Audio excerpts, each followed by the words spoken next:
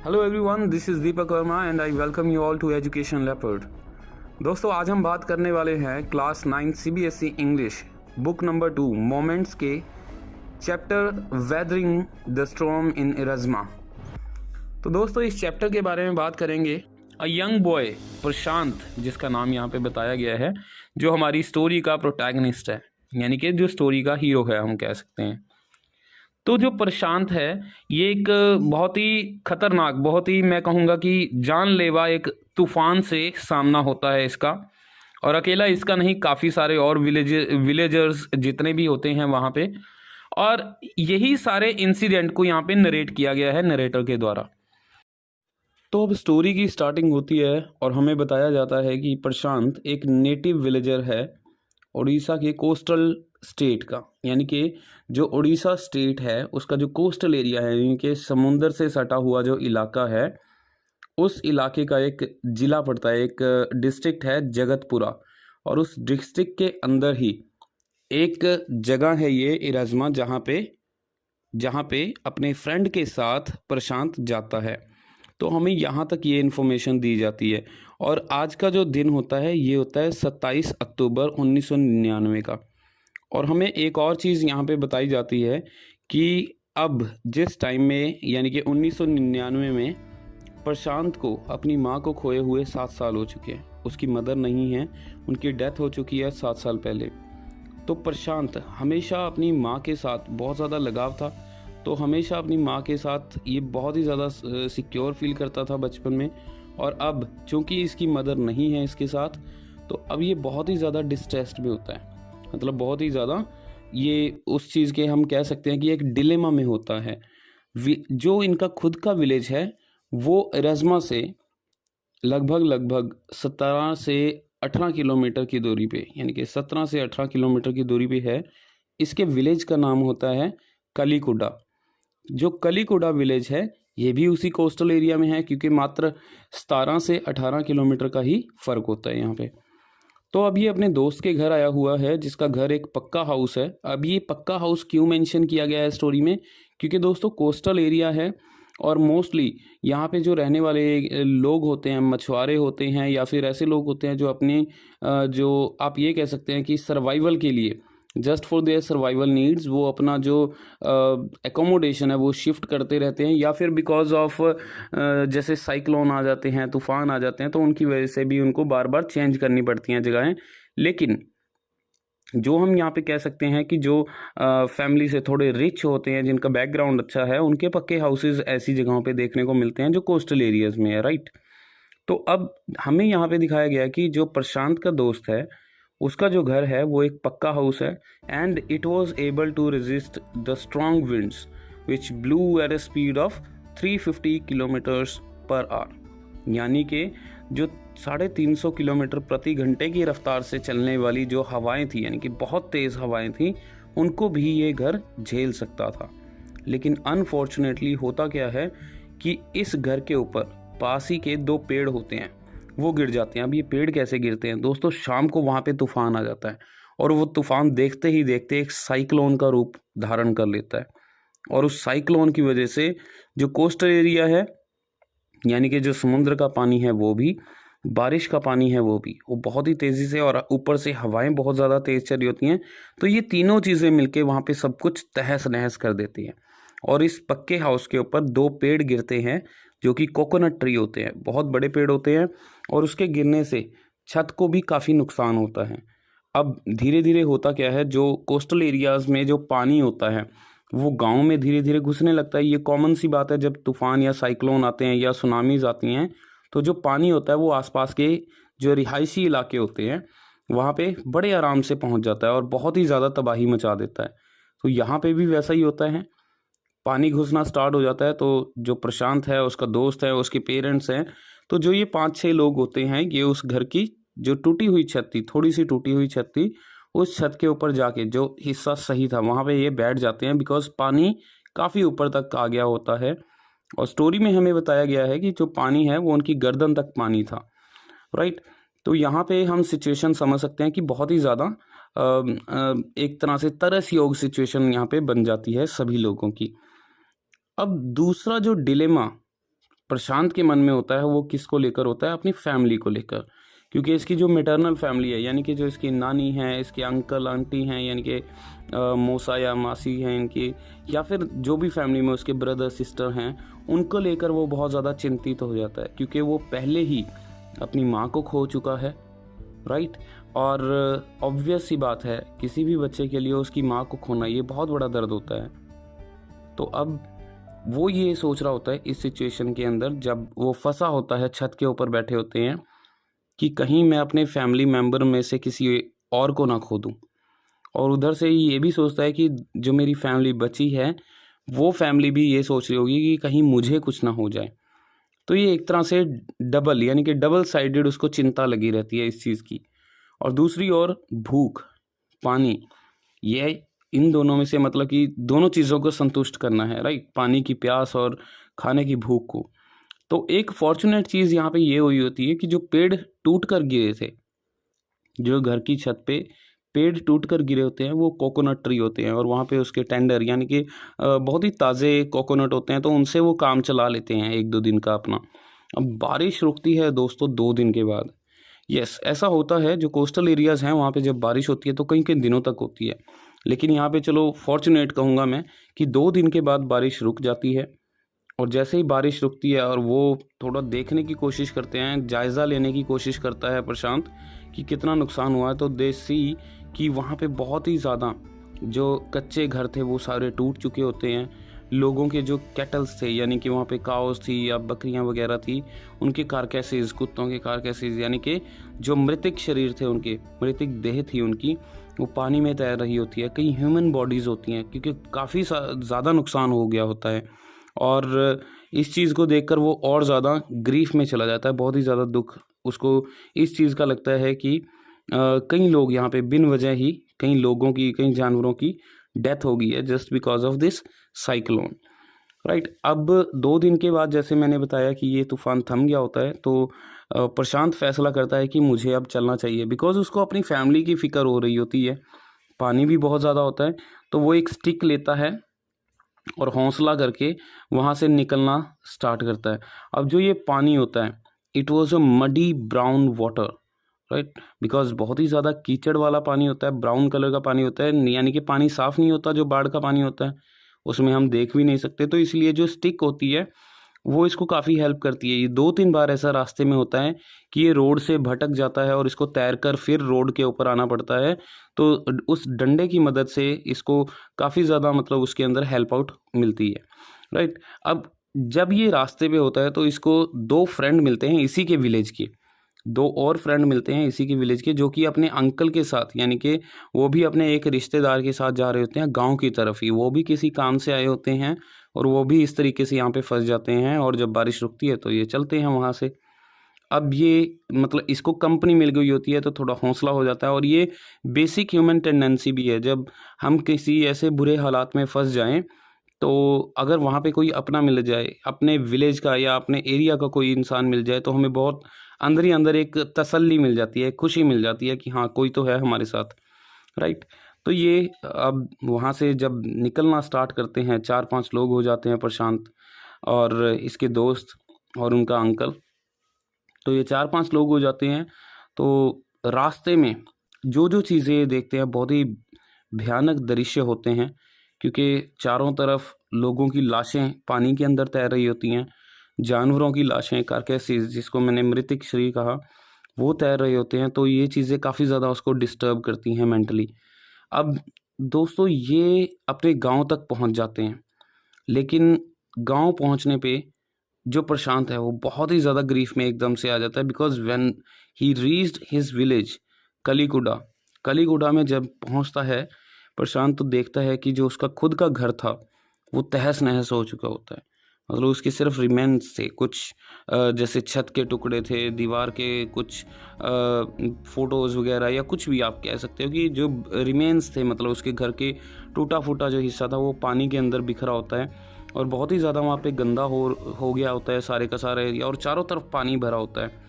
तो वो हौसला जुटाता है और फिर वो उसका दिमाग काम करता है कि हाँ, रेड क्रॉस, रेड क्रॉस हमारे देश की बहुत पुरानी संस्था है दोस्तों, और मैं ये कहूँगा कि ऐसे जब भी कोई कुदरती आपदा आती है या कोई भी इस तरीके की आपदा आती है, तो हमारे देश के कई ऐसे एनजीओज़ हैं जो बढ़ चढ़कर आम लोगों की हेल्प करते हैं। तो यहाँ पे उसको याद आता है कि जो ये रेड क्रॉस है, इनका कहीं पे कैंप लगा हुआ होगा आसपास, तो ये कैंप को ढूंढते हैं। तो वहाँ पर ये रेड क्रॉस वालों का जो शेल्टर बनाया होता है, मतलब एक रेफ्यूजी, आप कह सकते हो कि रेफ्यूजी शेल्टर होता है। तो वहाँ पे इसके नानी, यानी कि प्रशांत के जो नानी माँ होते हैं, वो प्रशांत को देख लेते हैं और बहुत ज़ोर से चीख कर इसके पास आते हैं और इसको गले से लगा लेते हैं। तो अब दोस्तों यहाँ पे बहुत ही ज़्यादा इमोशनल सिचुएशन दिखाई गई है, बिकॉज़ प्रशांत के लिए ये एक मिरेकल था। एक तरह से ये एक चमत्कार था, क्योंकि उसको ये लगा था कि मेरी फैमिली में से मैं किसी न किसी और को भी खो दूँगा। तो प्रशांत यहाँ पे बहुत खुश होता है, और यहाँ पे उसको अपने भाई-बहन, his brother, sister, his uncles and aunts, they all seem to be there, मतलब वो सभी के सभी उसको वहाँ पे मिल जाते हैं और वो बहुत खुश होता है इस चीज़ को लेकर। अब दूसरी चीज़ क्या है, अगला दिन हमें दिखाया गया है स्टोरी के अंदर, द नेक्स्ट मॉर्निंग। वो यहाँ पे देखते हैं कि एक तो इमोशनल स्टेटस आप समझ सकते हैं कि इंसान का कैसा होगा ऐसी सिचुएशन में, है ना। इमोशनली वो बहुत ज़्यादा टूट चुके हैं लोग, नॉट ओनली प्रशांत, बाकी सब लोग भी इमोशनली बहुत ज़्यादा टूट चुके होते हैं। अब वो देखते हैं कि यहाँ पे तकरीबन 2500 से ज़्यादा लोग होते हैं जिनके सिर से छत छिन गई होती है, मतलब उनके पास कोई शेल्टर नहीं होता, और वो सभी रेड क्रॉस शेल्टर में किसी न किसी तरीके से बेचारे रह रहे होते हैं। और लगभग उनके आईडीए से यहाँ पे स्टोरी में बताया गया है, मेंशन किया गया है कि 86 लोगों की डेथ हो चुकी है सुपर साइक्लोन में। मतलब जो वो साइक्लोन आया होता है 2 दिन पहले, 3 दिन पहले, उसके अंदर 86 लोग मर चुके हैं। अब पिछले 4 दिनों से, मतलब जब भी वो आया 3 दिन 4 दिन पहले जो साइक्लोन आया था, उससे लेकर आज तक इन लोगों ने, बेचारों ने, कुछ खाया नहीं होता। अब जो ये शेल्टर बना हुआ था, ये तो जस्ट फॉर ये था कि लोगों के घर टूट चुके हैं और खाने के लिए कुछ नहीं था, लेकिन उनको चलो रहने के लिए छत मिल गई, एक सिक्योरिटी ये मिल गई कि कोई पानी में या बाढ़ में नहीं फंसेगा, फंस कर मरेगा नहीं, राइट। लेकिन इनको खाने के लिए यहाँ पे इनके पास कुछ नहीं होता। अब प्रशांत, जो कि सिर्फ 19 साल का लड़का दिखाया गया है, ये एक लीडरशिप स्किल इसके अंदर बहुत अच्छी है कि ये वहाँ पर, मतलब जितने भी टूट चुके हुए लोग होते हैं, उनका एक ग्रुप बनाता है। सभी जो अच्छे बुज़ुर्ग थे जिनसे ये अच्छी सलाह ले सकते हैं, जवान लोगों को अपने साथ लेता है, और जो लोकल वहाँ के दुकानदार होते हैं आस-पास एरियाज़ में, जहाँ पे भी उनको पता था कि जहाँ पे बाढ़ की थोड़ी मार कम हुई होती है, वहाँ तक ये लोग जाते हैं और वहाँ से चावल वग़ैरह, यानी कि दालें वग़ैरह, ये लेके आते हैं क्राउड के लिए। पूरे मतलब 2500 लोग, यू कैन ईज़िली इमेजिन कि कितने ज़्यादा बड़ी तादाद है लोगों की यहाँ पे, जो बेचारे घर से बेघर हो गए होते हैं। तो ये उन लोगों को खिलाने के लिए चावल वग़ैरह लेके आते हैं। भले ही वो जो चावल होते हैं वो ख़राब हो चुके होते हैं, because of, you can say the situation, because पानी तो हर एक जगह पे था, कहीं पे थोड़ा था, कहीं पे कम था, लेकिन है तो है था। तो उसकी वजह से चावल वग़ैरह जो, मतलब जितना भी राशन होता है वो ख़राब हो गया होता है। लेकिन इस टाइम पे, मतलब आप easily, you can easily imagine कि 4 दिन के बाद अगर किसी को खाना मिल रहा है, तो वो ये नहीं देखेगा कि चावल कच्चे हैं या पके हुए हैं। तो वो बेचारे, जो पेड़ उनको थोड़े बहुत मिले, जिनकी लकड़ियाँ थोड़ी ठीक थी, उनको जलाने में कामयाब रहते हैं, फिर वो चावल बनाते हैं। दो दे वर रोटिंग राइस, बट किसी को कोई फ़र्क नहीं था, सबको खाने का था, और सभी खाना खाकर, वो जो चावल हैं वो खाकर काफ़ी खुश होते हैं। और ऐसा करते-करते अब 5वाँ दिन आ जाता है, मतलब चौथे दिन में उनको पहली मील मिलती है, और 5वाँ दिन आ जाता है, तभी वो देखते हैं कि एक मिलिट्री हेलीकॉप्टर आता है शेल्टर के ऊपर, और वो कुछ फूड पार्सल्स जैसे होते हैं ना, जो ऐसी आपदाओं के अंदर मिलिट्री प्रोवाइड करवाती है जैसे, तो वो फूड पार्सल्स गिरता है, लेकिन वो दोबारा वापस नहीं आते। जो हेलीकॉप्टर होता है वो दोबारा वापस नहीं आता। लेकिन अब किसी को कैसे ये सिचुएशन का पता लगे कि वो तो बेचारे पहले ही 4-5 दिन से उन्होंने कुछ खाया नहीं होता, और वो पहले ही भूख से बहुत ज़्यादा तड़प रहे होते हैं। बच्चे, बहुत ज़्यादा बुरा हाल हो गया, और जो बहुत ही ज़्यादा बुज़ुर्ग लोग होते हैं उनका बहुत ज़्यादा बुरा हाल हो गया होता है। तो अब ये क्या करते हैं, प्रशांत एक दिमाग लड़ाता है, और वो बच्चों को बोलता है, थोड़े बच्चे 5, 6, 10 बच्चे वो इकट्ठे करता है, और उनको कहता है कि तुम रेत में लेट जाओ और अपने प्लेट के ऊपर, मतलब जो प्लेट है वो प्लेट, खाली प्लेट लेकर अपने यानी कि जो बर्तन हैं वो अपने पेट के ऊपर या अपनी छाती के ऊपर रख कर लेट जाओ, जिससे हेलीकॉप्टर जब भी आएगा उसको एक साइन मिलेगा कि हाँ यहाँ पे फूड की ज़रूरत है, क्योंकि वो धूप में चमकेगा, धूप आएगी तो, राइट। और ऐसा होता भी है, हेलीकॉप्टर्स को ये संदेशा मिल भी जाता है और उनको ये चीज़ समझ आ जाती है कि यहाँ पे लोग काफ़ी ज़्यादा हैं, तो वहाँ तक फूड पहुँचता है। अब धीरे धीरे लोगों हफ्तों निकल जाते हैं वहाँ पे। तो दोस्तों होता क्या है, काफ़ी टाइम निकल जाता है, लेकिन कहते हैं ना कि कुछ घाव ऐसे होते हैं जो हमेशा दर्द देते हैं। ऐसा ही यहाँ पे था। अब जो बच्चे थे, जिन बच्चों के माँ बाप दोनों की डेथ हो गई, कुछ औरतें यानी कि विमेन ऐसी थी जिनके हस्बैंड थे, उनकी डेथ हो गई। अब यहाँ पे क्या था, एक एनजीओ की यहाँ पे बात आती है। वो जो यहाँ पे प्रशांत है, जो यानी कि हमारा प्रोटैगनिस्ट है, ये उस कैंप की यानी कि उस कैंप में जो औरतें थी, जो विडोज थी या फिर जनरली जो वुमेन थी, उनको थोड़ा ये परसुएड करता है कि फूड फॉर वर्क, ये एक प्रोग्राम है किसी एनजीओ का। फूड फॉर वर्क एक प्रोग्राम है, ये बहुत इंपॉर्टेंट है यहाँ पे इसका नाम। तो फूड फॉर वर्क के लिए आप काम करो ताकि बच्चों को और आप लोगों को सबको खाना मिल सके। और वो उनको थोड़ा मोटिवेट करने के लिए बच्चों को स्पोर्ट्स इवेंट में डालता है, क्योंकि पानी तो अब जा चुका होता है जो बाढ़ का होता है, लेकिन उन लोगों की ज़िंदगियाँ बहुत बुरे तरीके से प्रभावित हो चुकी होती हैं, राइट। अब उस ज़िंदगी को दोबारा ट्रैक पे लाने के लिए प्रशांत जी तोड़ मेहनत करता है एज अ लीडर।